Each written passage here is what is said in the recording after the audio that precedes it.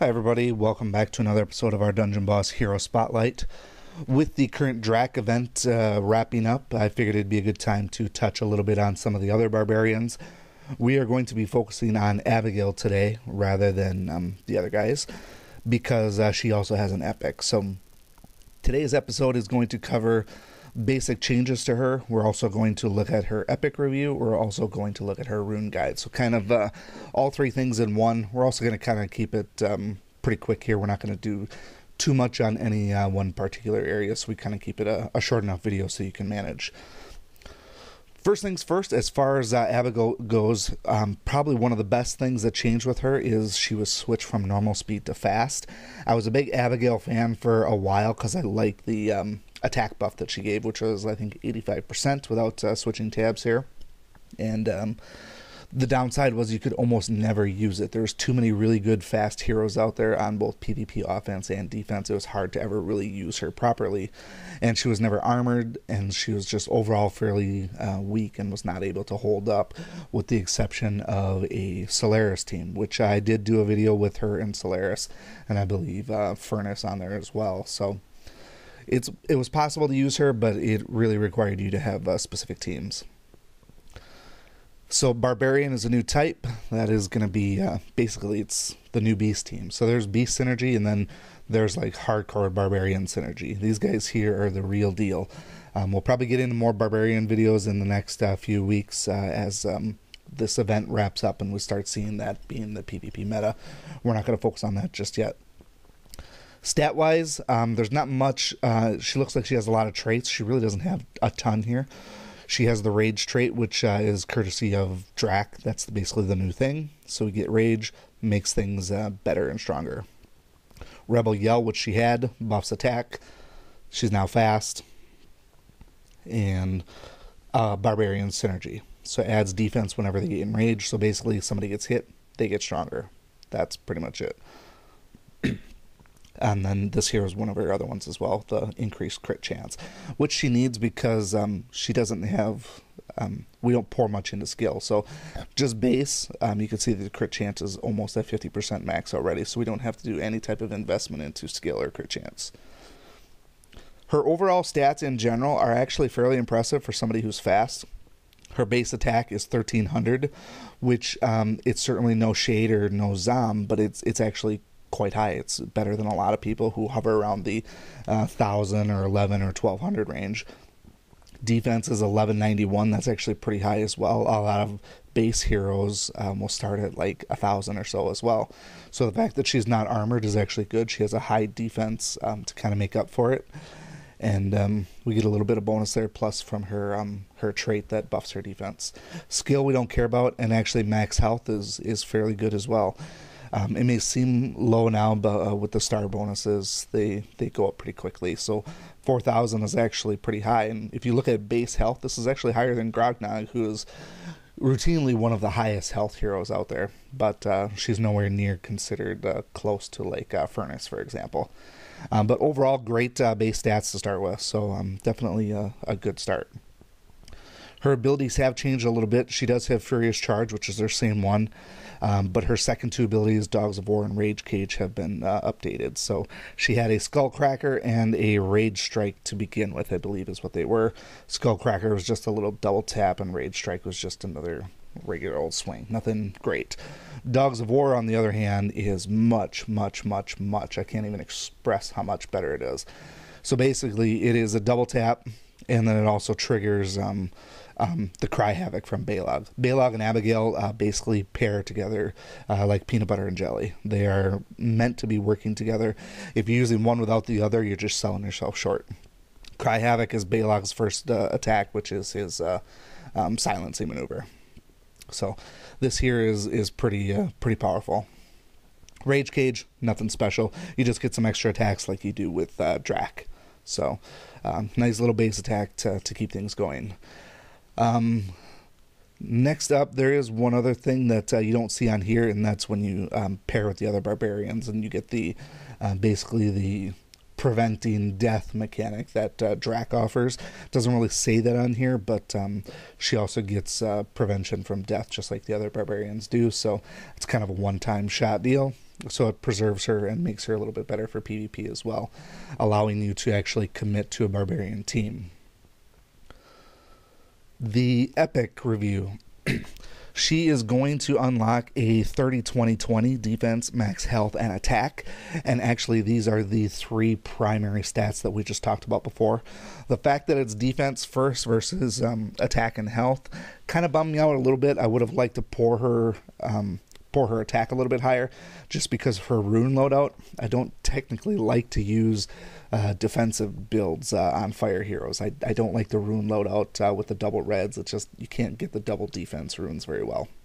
So this will be a 30-20-20, and defense and max health are going to be her mainstay, which suggests that because of her rune loadout, we can't really make the best possible bulwark, because the 2 fire runes on the nature rune just are not conducive of builds like that.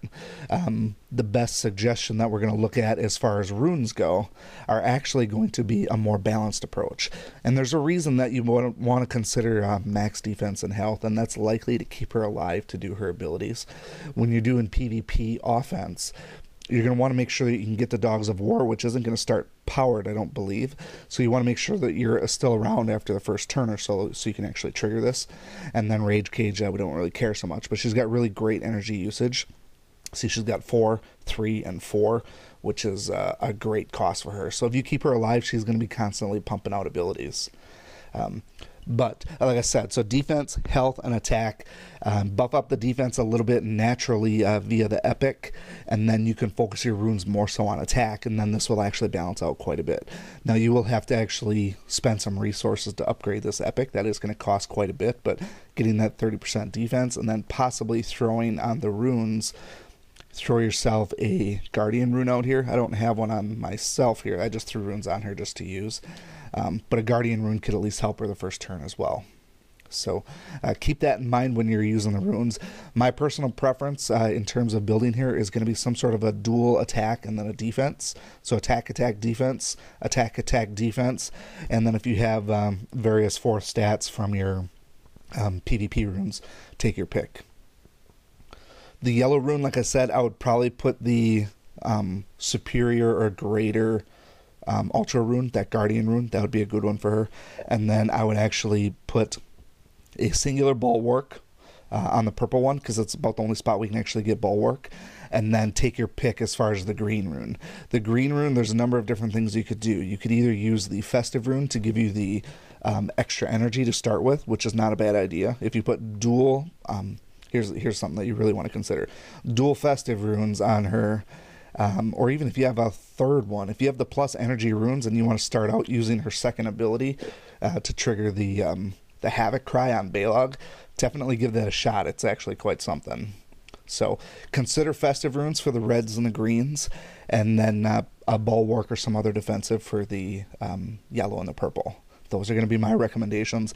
We'll get into more PvP in terms of using some of these runes in some various teams, like I said, in a week or so after things die down after this event. We're expecting some other content stuff as well, so I will likely be focusing on some content enhancements as well.